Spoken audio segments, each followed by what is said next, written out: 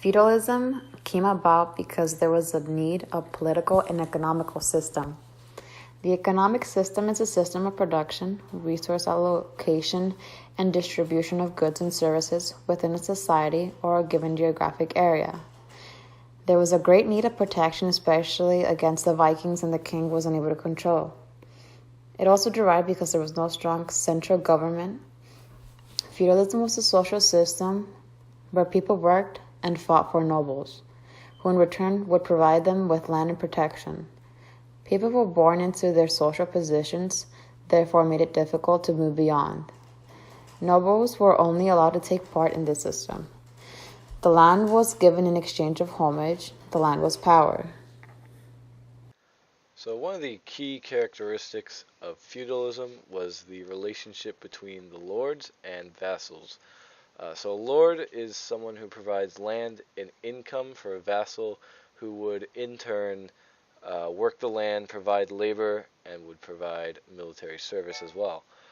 This created a feudal contract between both sides, where both sides were essentially obligated to fill their end of the bargain. The vassal would be binded by homage, which was just a pledge to their lord, and the vassal would also pledge fealty, which was a recognition of the duties to the lord and to upkeep the contract between the two. The lord also recognizes the vassal's work and would owe the vassal protection in return.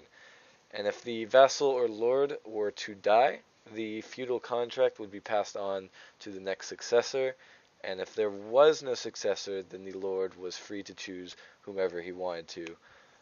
And there's also a hefty inheritance tax. If the son of the vassal, or if the vassal died, there would be a hefty inheritance tax on the son of the vassal. At the very bottom, there were the villeins, peasants, and serfs. They provided food and services when demanded. The peasants would have their own business going on while paying the lord rent for a small usage of the land. Some examples of the jobs they obtained included blacksmiths, carpenters, and bakers. Next were the knights and vassals. These soldiers who provided protection and military service in exchange were offered protection to their families from the king. Their main priority was to protect the king. They were able to set their own taxes and rent guidelines. They granted land to the villeins. Barons and nobles provided money and knights. In exchange of land in which they had leases for and distributions, barons had to pledge an oath to their king. By hereditary, barons would be replaced when they were no longer able to fulfill the duties in the manner. Barons paid the king taxes and had to provide troops to the king when in need. Because they were wealthy, they provided leaves to the knights and vassals. The power of feudalism was organized into a pyramid, the king and monarch being at the top.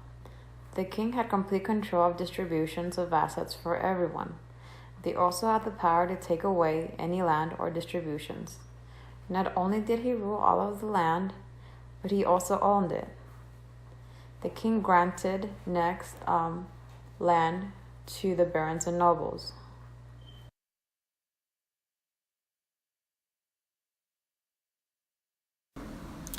The feudal levy was unpopular at the time, and nobles a long time started to rather pay the king with money instead of with troops, because they would rather keep their troops and just give away their money that they had. So that was a characteristic that changed over time. At first, it was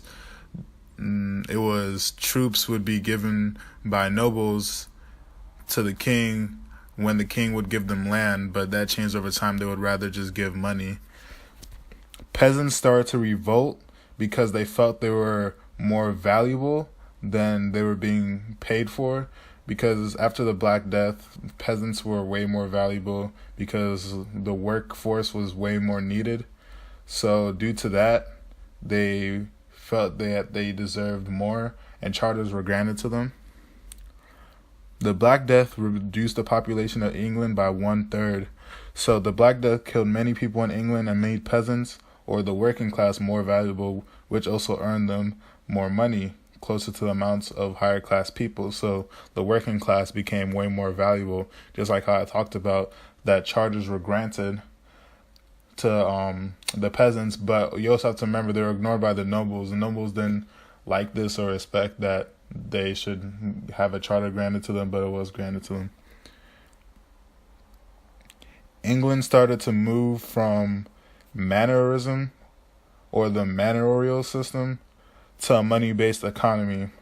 So the manorial system is where land was used as somewhat of money.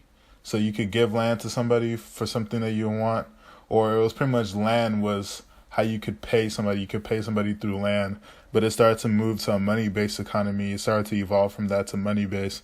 So feudalism also declined due to this, along with other things, because feudalism depended a lot on land. But when England started to move to a money-based economy,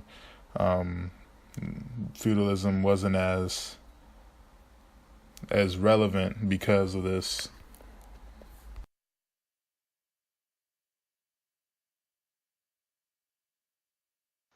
So, in conclusion, feudalism was brought about because there was a need of a political and economical system, and they needed protection from Vikings, and the kings weren't able to control this on their own. So, one of the defining characteristics was lords and vassals, of which a lord was someone who provided land for vassals, of which worked the land, provided labor, and provided a military service, and pledged homage and fealty to the lord. And the lord recognized this and owed the vassal protection and honor. And then also the hierarchy of feudalism, with the peasants and serfs being at the bottom of the hierarchy and providing most of the work and agricultural labor, followed by the knights who were sworn to the king and would protect the king. They provided military service.